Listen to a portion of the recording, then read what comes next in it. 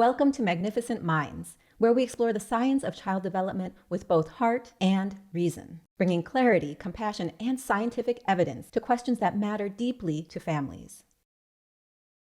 Today, we're diving into a topic that almost every parent I meet asks me about: screen time. If you're raising a child with autism, this question can feel especially charged. You may have heard mixed messages. On the one hand, screens are terrible for brain development. On the other hand, screens can actually help children learn. Which is true? Well, like most things in child development, the real answer is more nuanced. Screens can be helpful or harmful, depending on how, when, and why they're used. My goal in this episode is to help you feel confident and informed, to understand what the research actually shows, what I've seen in my clinical work, and how you can make screen time a positive part of your child's development instead of something that gets in the way. So take a breath. We're going to keep this simple, practical, and judgment-free. Here's a big question I get all the time. Is there a link between screen time and autism?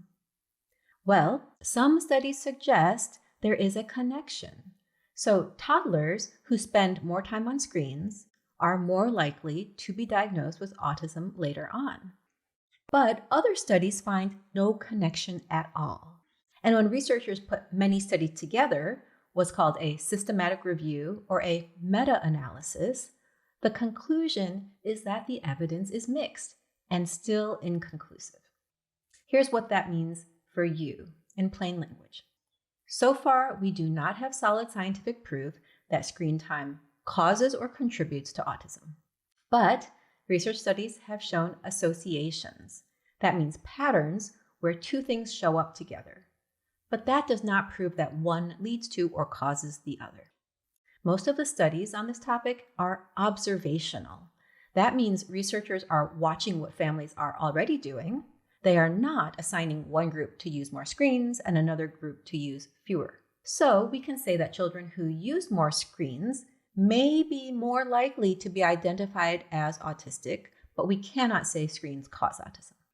It could also be that children who are already developing autism or who have autism are more drawn to screens, or that parents of children with early communication challenges, which is often seen in autism, rely on screens more. They can maybe help comfort or regulate a child. To really understand cause and effect, we need long-term studies that follow children over years and look, in a way, under the hood. So use tools to look at the brain, like brain imaging, like electroencephalogram or EEG. This is a test that measures the brain's electrical activity, or that uses other kinds of biomarkers. That's the word for biological markers. So measuring something biologically that gives us more insight into what's happening. This is needed to see how screen exposure might influence brain development. And that kind of research, that level of research, is really just beginning. So the bottom line for now, there is no evidence that screen time causes autism, but there's plenty of reason to use screens thoughtfully. Why are experts cautious around screens, especially in the early years? Well, because of how rapidly the brain grows in infancy and toddlerhood. In the first few years of life, the brain is forming trillions of connections, up to 1 million per second. Can you even imagine that? And so every experience the child has helps to wire the brain. Think of your child's brain like a city that's being built at high speed. Every glance, every game, every back and forth interaction is like laying down roads between different neighborhoods for language, emotion, social connection. And when a child spends long stretches with a screen, especially alone, they're missing some of that rich two-way traffic that builds those roads. And that's why doctors emphasize interaction over stimulation. The brain grows best not from seeing more, but from connecting more. And not all screen time is the same. Not all screen time is equal. And here's where it gets very practical for you and what you do as part of your daily routine. When you recognize that not all screen time is equal, you can see that what your child is doing when they're engaging with the screen and who's doing it with them matters.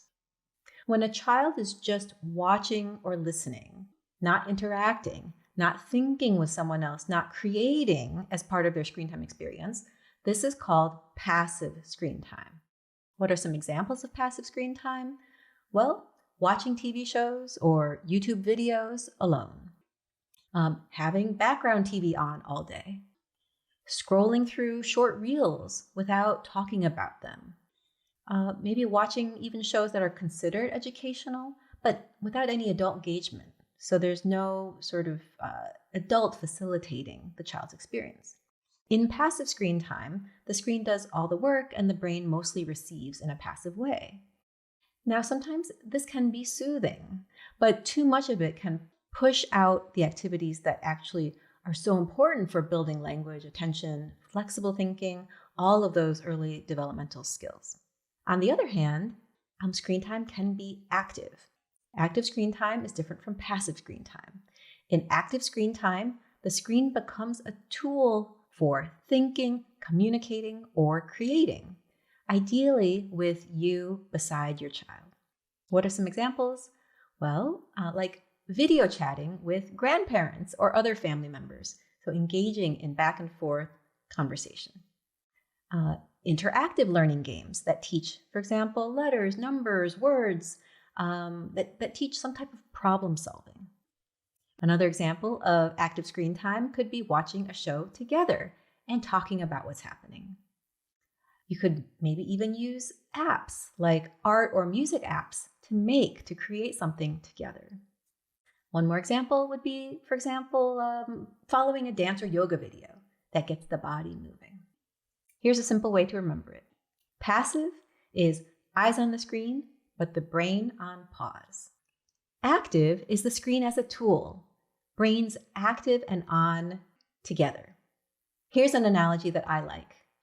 You can think of screen time like salt in cooking. A little, used intentionally, brings out rich flavor. But too much, especially by itself, drowns out the real flavor of the meal. One more analogy that might help you think about screen use. Screens are like a garden tool. In the right season, for the right purpose, in the right hands, they help things grow. But used all the time for everything, they can really harm the soil. Now, the American Academy of Pediatrics offers age-based guidance that I've found very helpful. They say that under 18 months, avoid screens altogether, except for video chats with family. From 18 to 24 months, if you introduce screens, choose high-quality content and be sure to watch it together so that you can engage your child. From ages 2 to 5, aim for about an hour a day or less with co-viewing and some type of discussion around what you've watched together.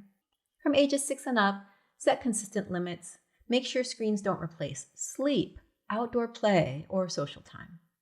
And remember, at any age, keep devices out of bedrooms. Make meal times and the hour before bed screen-free, and model these healthy habits yourself. If it helps, you can imagine your family's plan as sort of a media traffic light. So green would be video chat and co-viewed learning. Yellow would be limited planned entertainment with you nearby. And red would be things like background TV, solo scrolling, or screens in the bedroom. Now let's bring this to life with two children who I'll call Jason and Amy. Jason is a happy, curious little 3-year-old boy who has a diagnosis of autism. He loves the PBS animated series, Daniel Tiger's Neighborhood. And after preschool, his mom turns on PBS Kids for about an hour while she cares for their new baby. So Jason's newborn little brother. Really, the use of the TV, she calls her survival strategy, and it works for them. During the day, we know Jason is in a play-based ABA program. He has occupational therapy twice a week, he swims on weekends, and he plays outside with Dad most evenings. He's learning new words, and he's sleeping well. So that 1 hour of screen time, it is totally fine because it's part of a really balanced routine and day where he has lots of opportunities for learning. And it also reduces mom's stress and makes things at home manageable. But we did make a couple tweaks to make his screen time even more meaningful. We worked on introducing variety. So instead of replaying the same episode many days in a row, Mom would offer him a choice among 3 different episodes. She would mix in a favorite once or twice a week, and in this way, she was sort of stretching his flexibility, but still allowing Jason some choice. We also encouraged co-viewing, sometimes, not all the time, but Mom would try whenever she could to sit with him for part of the show and comment. She would say things like, "Oh, remember how Daniel felt when his tower fell? That's like yesterday. Then what helped him calm down?" So she would relate things that Jason saw from Daniel Tiger into experiences in his life. She might relate things from one episode to another. And in this way, she could extend the learning and deepen and enrich, make more rich the learning that he got from screen time. Those couple of small shifts turned passive watching into opportunities for learning.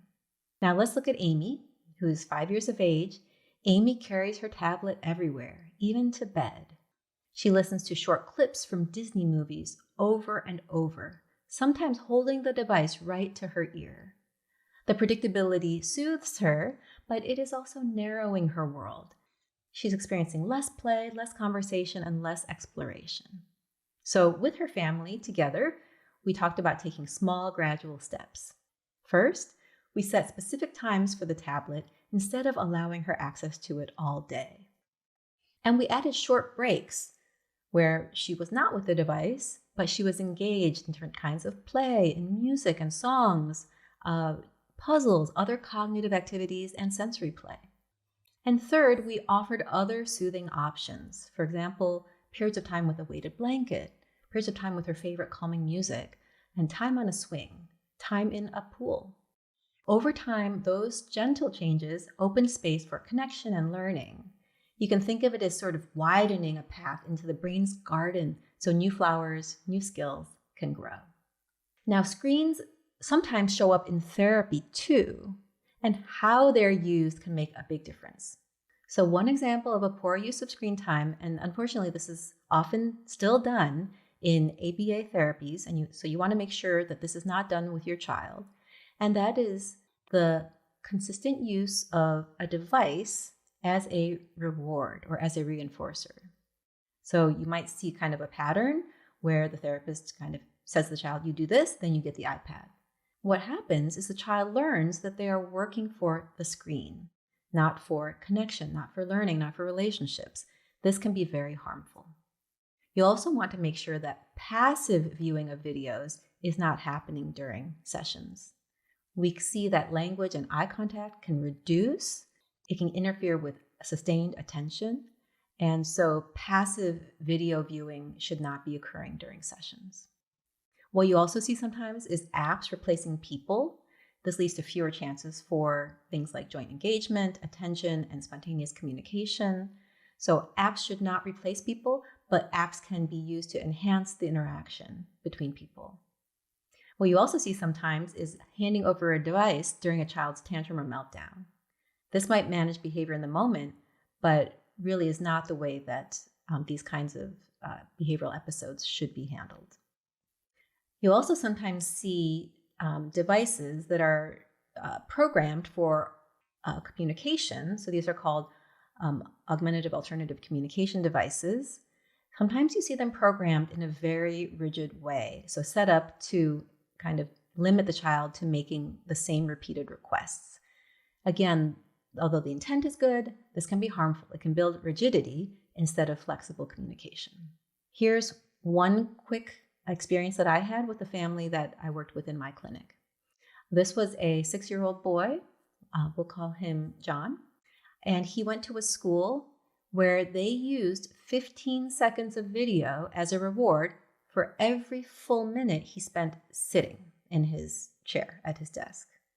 The day for him became a series of stop and start loops of screens, and it was very hard for him to build sustained attention or deep learning that way.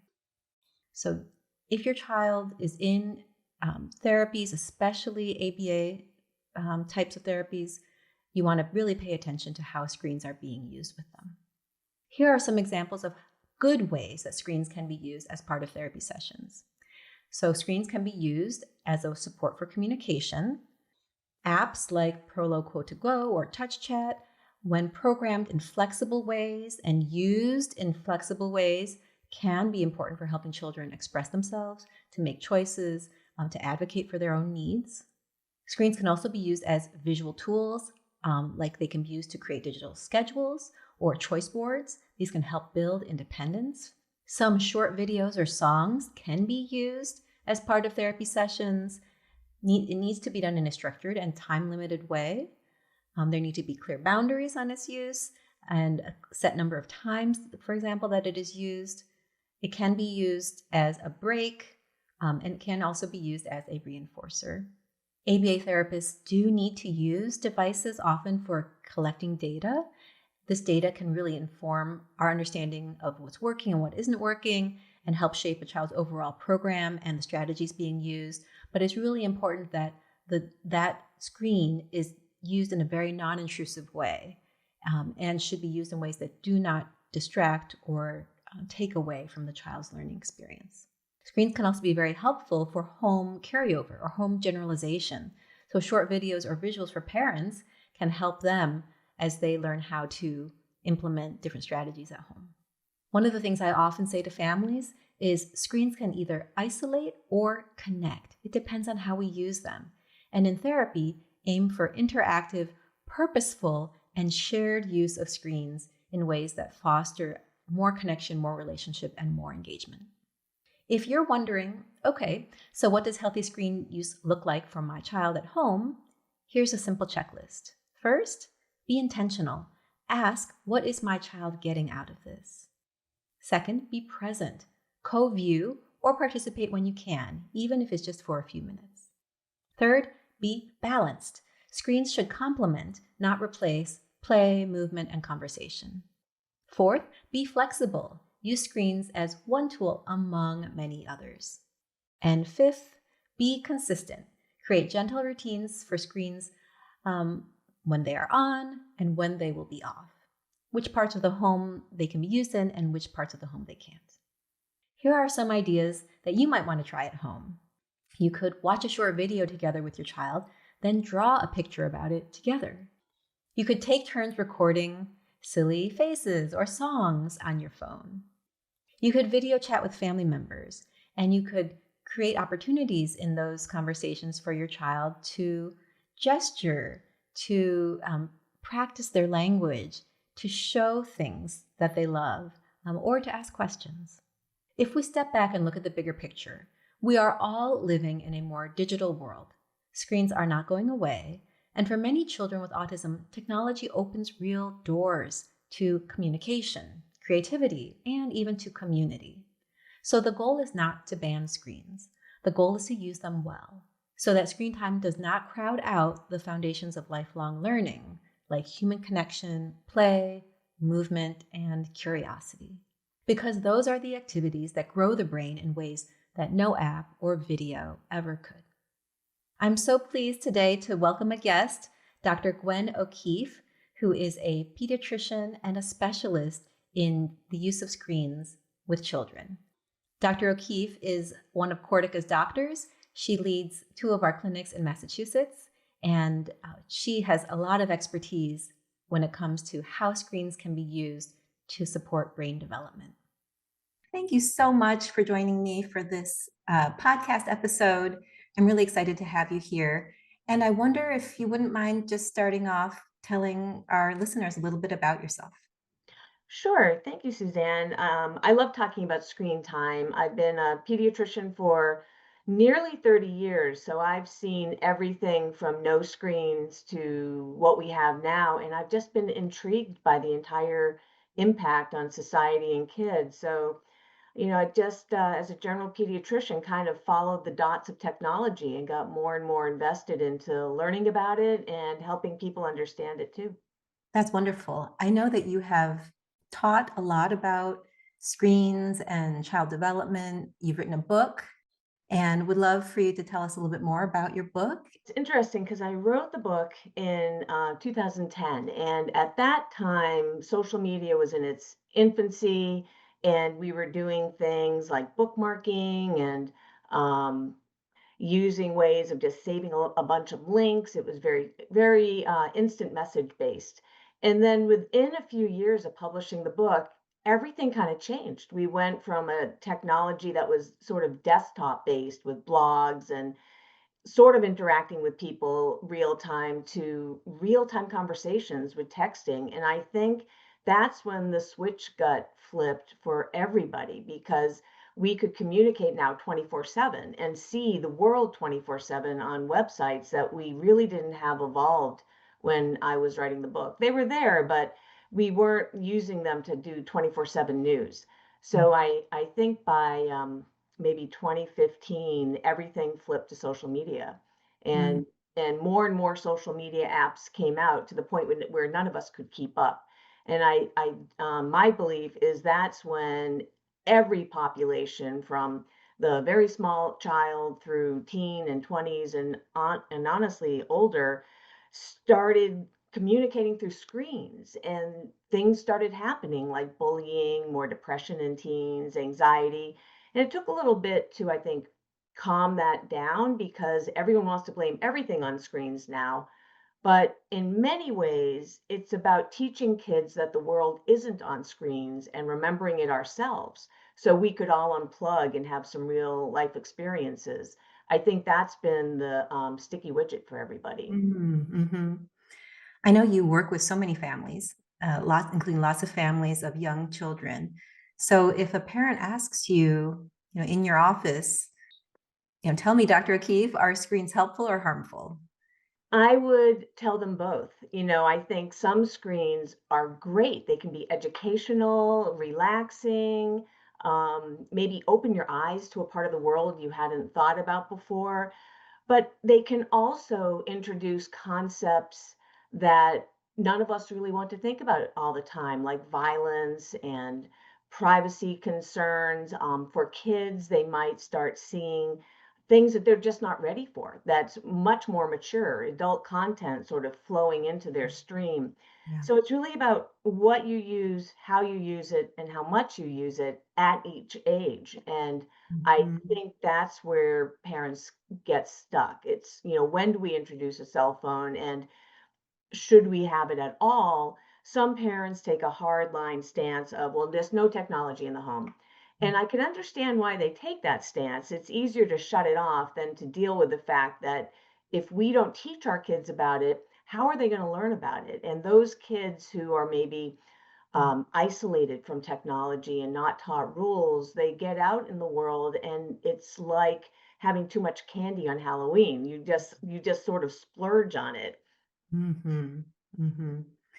Can you think of any examples of children you've worked with where maybe a parent said to you, this, wow, I we used a device or screen in this particular way, and it had a really positive effect. Yeah, I think there's that can happen at any age. There were when blogs and websites on animals started popping up, kids would start to learn things just on their own. And I remember a story of one parent telling me that her daughter and a friend wanted to learn about hamsters. So they started searching on the website while she was cooking dinner, and they were probably about 7 or 8. And they came up to her and wanted to know about how hamsters had babies because one of the blogs they read showed these little babies, and it opened up this entire conversation of babies for very young children. And she found a way of circling back, but she said it was good and bad at the same time. On the one hand, they learned all this stuff about hamsters.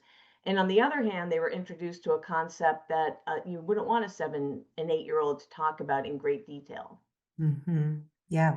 I love that story. I remember a young child, I think he was about 6 or 7 at the time, and he started talking about things related to the planets and the universe in a lot of detail, and his parents were confused because they thought he didn't have access to any of that kind of information. And then they went back and they saw, oh, in fact, there were some searches, there were things happening online in their computers in the home. And then eventually, it was a year or two later, they actually signed him up for a camp online. And his language was still limited at the time, but he was taking in a lot of information and learning a lot, and then did it later in its virtual camp format where he was utterly attentive and just captivated, even though he was a child who had often had difficulty paying attention. But it was just as again, another nice example of how sometimes screens can be a pathway towards exploring special interests or discovering new interests, and can be really positive. Oh, definitely. I had similar experiences with some families of some autistic kids at a couple different ages. And this one boy was about 10, and he just loved everything that had to do with cars.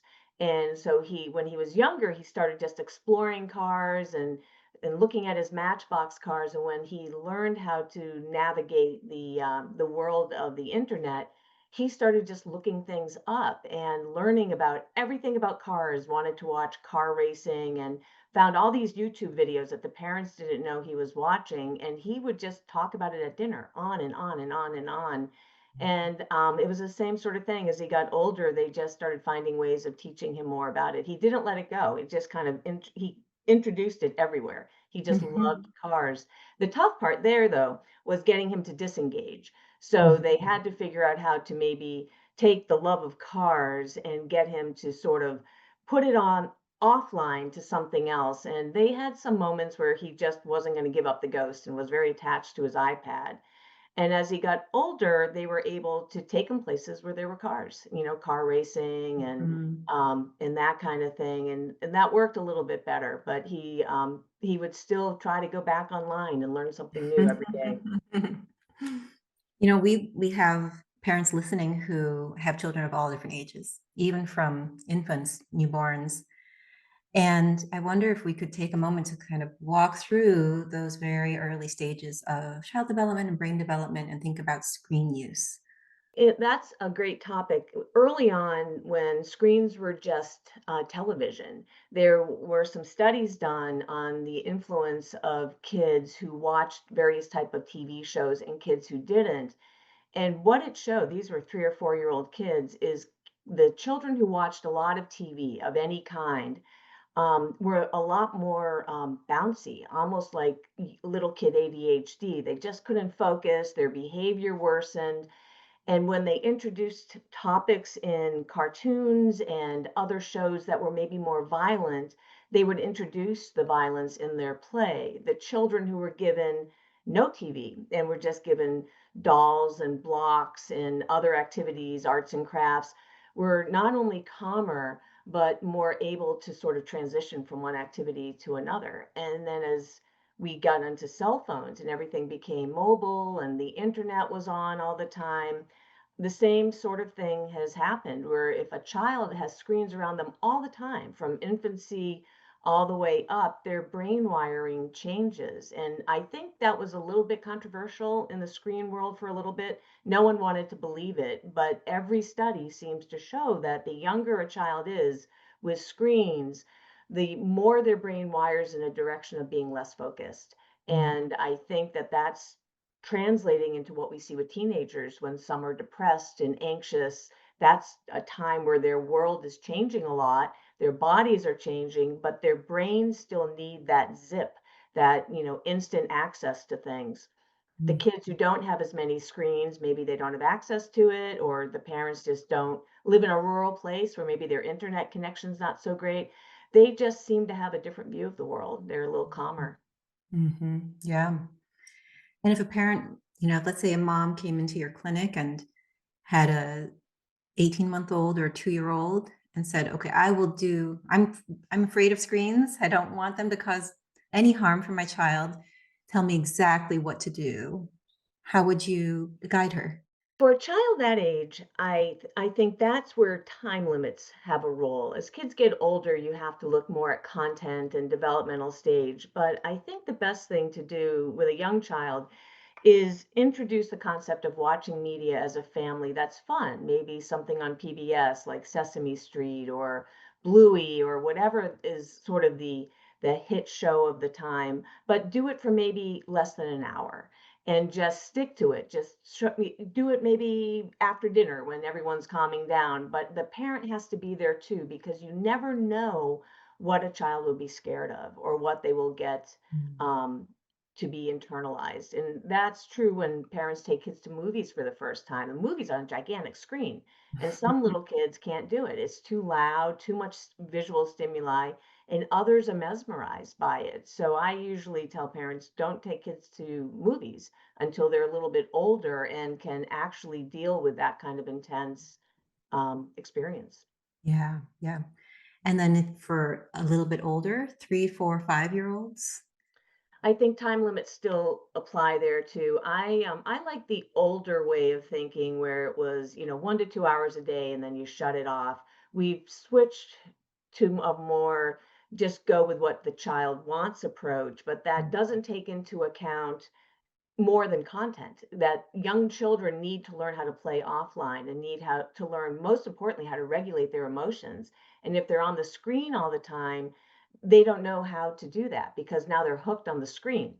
So I think 1 to 2 hours under maybe 5 or 6, and just have it be educational, family based, something maybe they're learning in school if they're in preschool or kindergarten, that could be fun. Activity based, find an activity where the family's like painting and you can watch somebody walk you through it. Something that's interactive. If children have an interactive experience, that can be positive. And for children who have language issues, the right type of video might be able to enhance their ability to learn how to talk or communicate. Even if they Mhm. can't, they could be introduced to a model that might work. Yes. And if some children will repeat things that they've heard in videos. So they may sing songs, which is Right. wonderful, but sometimes they'll script, they'll repeat a kind of series of sentences, that sort of thing. Do you see any harm in that? Or do you think that could actually be a way to help foster language development?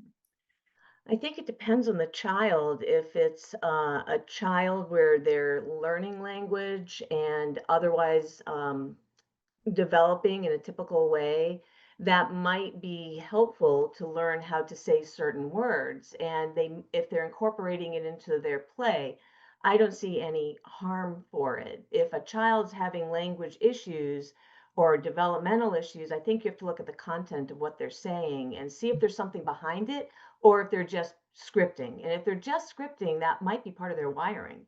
And then I would consult a speech therapist and ask, how do I move them from there to something else? How, the parent needs to learn how to actually model for their child. And none of us are born knowing how to do that, especially kids who have a language delay.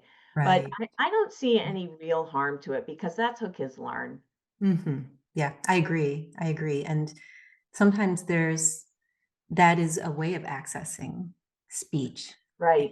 And sometimes those scripts can then evolve and become quite meaningful and be used for communication purposes and so forth. But yes, it's always good to have guidance with a trusted professional, with expertise in that Yeah, area. Yeah, definitely. yeah. For me, one of the fascinating things about screens is that they can provide very intense and a lot of sensory stimuli, particularly visual, Right. audio, auditory. And for young children, we know that just by nature of the way the brain develops, sensory processing pathways in the brain, motor networks, cognitive, language, social, emotional, all of these are highly interconnected. And one of the things that screens risk is providing a lot of sensory without requiring movement, so without pairing it to motor. Typically, when children develop, in order to get more visual information or auditory information or anything from the world, they have to engage with it in some way. They Right. have to move the toy to get it to sound, in case of a rattle, or they have to, that connection between sensory and motor pathways is especially strong and important for early child development. So yeah, I just think when screens have become such a big part of our lives, and if parents can understand, well, it can be one source of stimulation, but not others. You really have to balance it with the others, like a lot of movement types Right. of play and social interactions and cognitive stimulation that is more reciprocal and more engaging. Yeah. It's interesting that you mentioned that because lately, in the clinic, I've had it seem like a gigantic amount of parents coming in with toddlers, maybe 18 months to 3. And the toddlers are developing completely normally, except their tantrums are very extreme. So the parents start worrying that there's something up with the kids. And for a good amount of those children, they started off life with a lot of screens, and then the parents put them in preschool and everything falls apart. Mm. That's a little bit hard to address with people because then some guilt can come in and you have to sort of figure out how to explain that maybe the screens sort of impeded socialization, but it's not the end of the world. You know, we can help our children learn to regulate, but when a child's on sensory overload because the screen's not there and they now have all these kids around, sometimes it's hard. Parents have to make some tough daycare choices. And I've Mm. suggested to a few parents that when possible, if it's a mismatch of daycare, pull them out because you would rather pull them out and teach them how to regulate and figure out why they're melting down so much than have them in sort of an environment where the teachers might then think something's wrong too. I think we're primed in our world to jump to the negative instead of remembering what is a normally developing child. Mhm, mhm. There's been some interesting research that increased screen time in the first few years of life is associated with, not causal, but associated with greater likelihood of getting a diagnosis like autism or ADHD later. Wondering how you make sense of that. What do you think of that research? Is there the potential for anything to be causal, do you think? Or is it reflecting something else?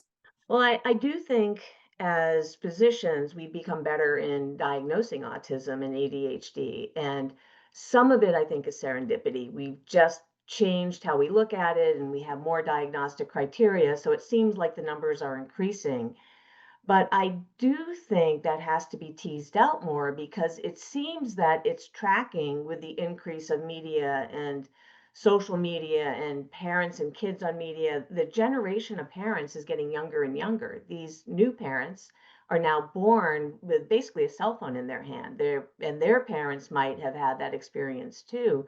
So we don't have role models for today's parents. And I do think for some percentage of them, the environment the child is in is playing a significant role. And not all kids, but I think for a good amount, we have to, help them with that. And if a child seems autistic, look at how many screens are in that child's life. But that, as you know, becomes a little challenging too, because for some autistic kids, the screens can provide a calming effect on their sensory system, or they might need that visual stimuli of holding it up very close to their eyes. Mm. So I think in that case, explaining to parents that there's many reasons for autism. A lot of it's genetic, but the environment always plays a role. And I keep it kind of vague. I don't want anyone to feel guilty that their child now has a diagnosis that in their minds they could have controlled because that may not have been the case. I would Mhm. like to see more research though, some proactive research, looking sort of in the future, taking a Yes. cohort of kids and seeing what happens over time. I think that's the only way we'll really know. Yeah, for sure, for sure. Um, you, like me, are a mom, so you have your own children that you've raised, and I'm curious, whether pertaining to screens or not, what are some of the ways that you think being a mom has shaped who you are as a doctor?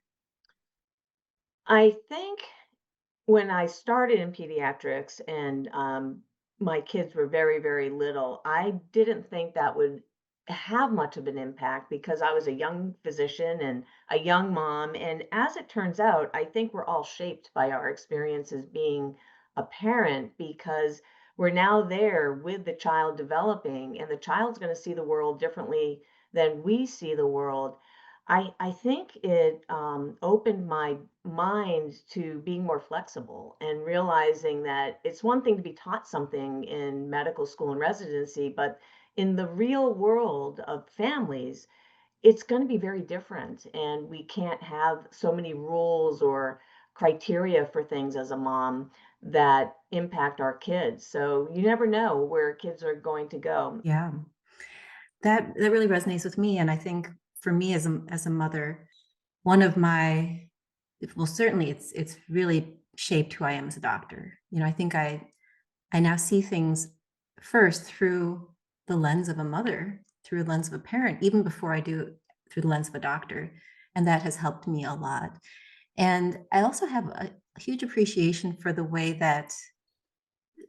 you parent is about the child and also about who you are. So really it's that pair, you know, and what feels good to you as a parent is going to guide how you parent.